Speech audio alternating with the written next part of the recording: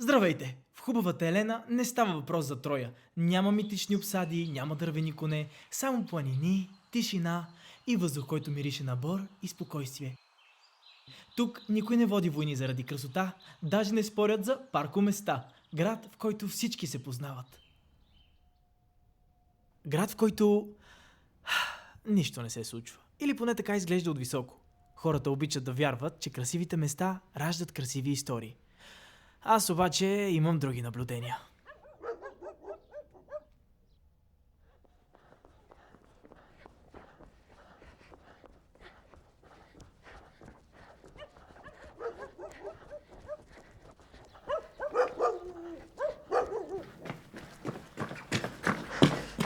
Да спираш!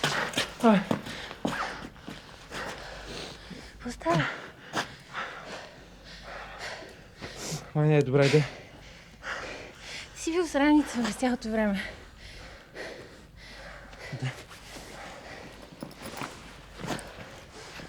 Абе, не. Какво не, дай.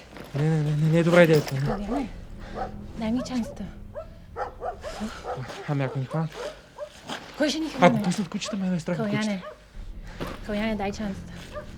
Каляне! Стегни се! Ако това е тест? А? Не. Ела? Какъв тест? Ние сме в Елена. Не в матрицата. Айде! Ама чакай! Тай по-добре в то казва, без това е фалшив, ма. Каляне!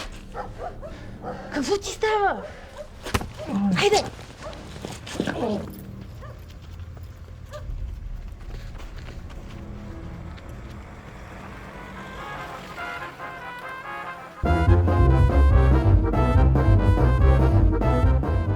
Ей, Гина! В града пристигат студенти по геология на зимна практика.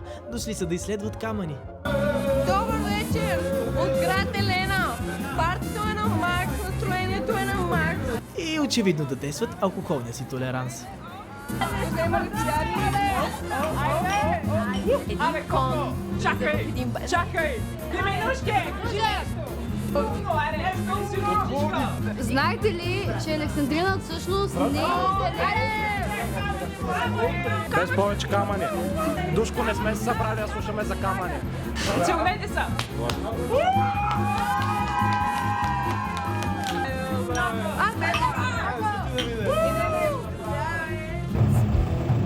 Това е Ангел. Уж е част от компанията, ама май си е на самостоятелна програма.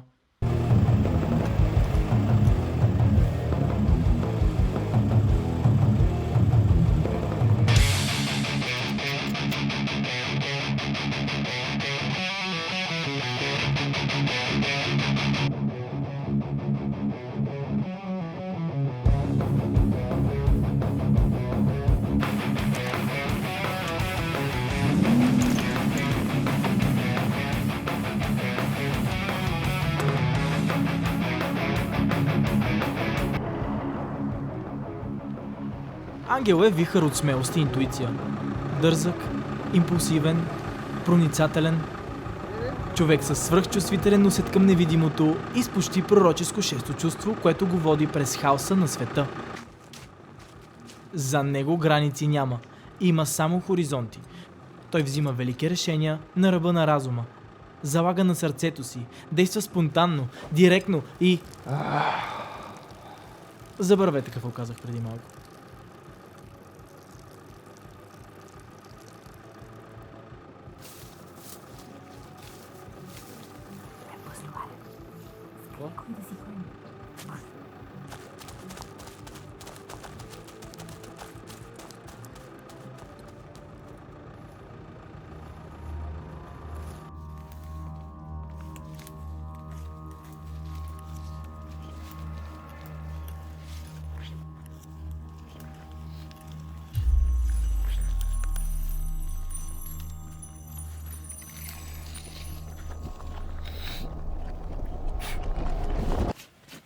Който си го намери, за него си.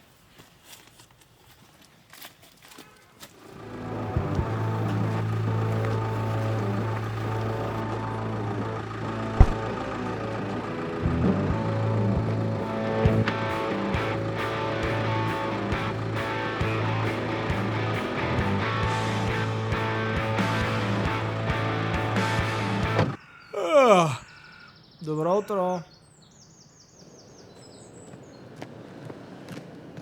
Леле. Боже, човек, бе.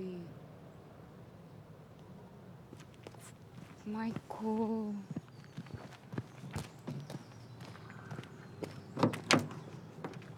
Ангеле, цяла сутрин те търся. Къде беше? Изпусна толкова важно упражнение за практиката.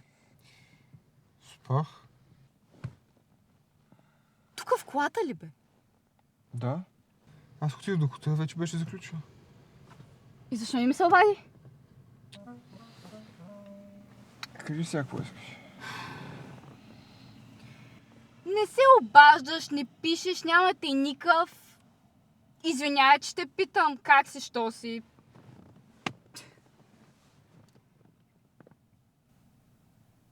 Някакви дъвки имаш ли? Лукчета, нищо.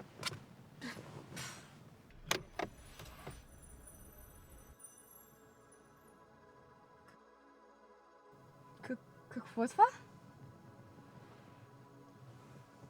Талисман? Мой? Вау. Бая тежи. И защо аз не знам за него? Не си ме питала?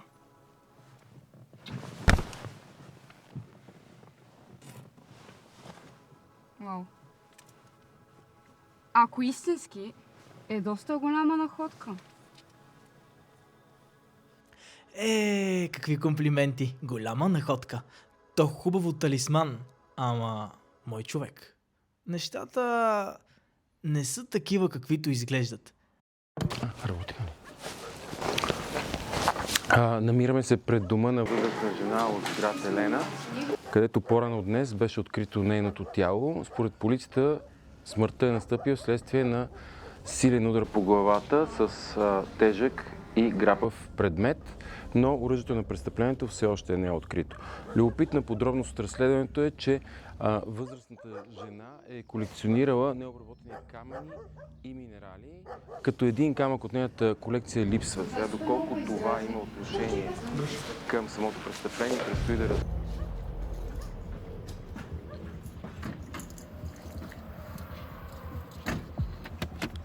Ето ме име.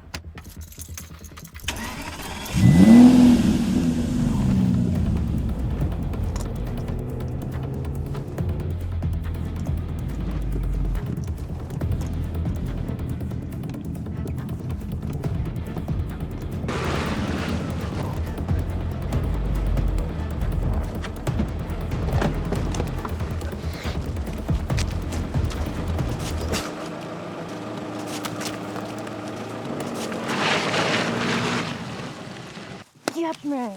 Много ме яд! Можеше да сме в Мехико вече. Да, бе. Или в затвора. Ти що си такова пъзли, бе? Ти що си така овца?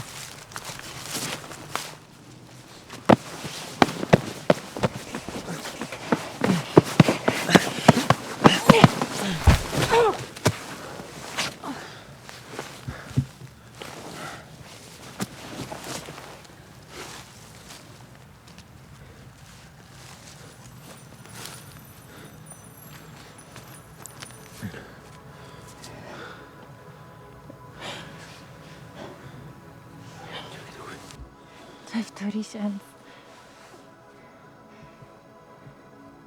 Отиваме в Мехико. Не. Дай го заробим. Довери ми се, моля те. Слушай, човек. Това е доказателство за убийство. Дай го заробим и се приключва. Виж, телкаме 50 на 50 и изчезваме. Не. Слушай, ако ни хванат, че ни затворят, казвам ти. Дай го заровим.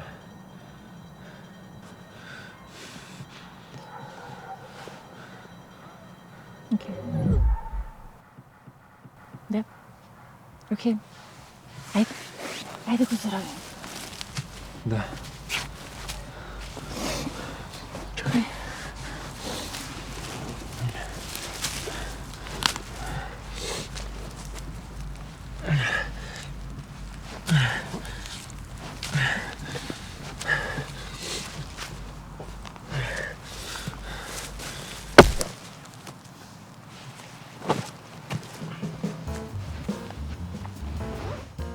Уважаеми зрители, ако на нещо ни научи тази модерна версия на приказка, то е, че рано или късно жената ще ни предаде.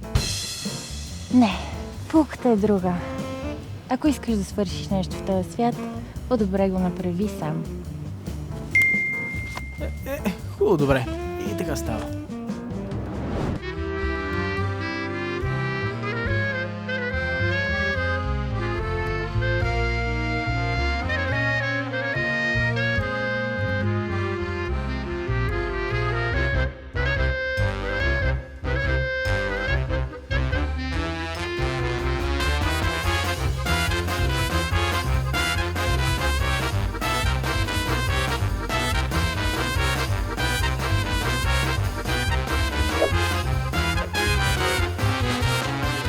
Необработени минерали и камъни и глупости на търкалета.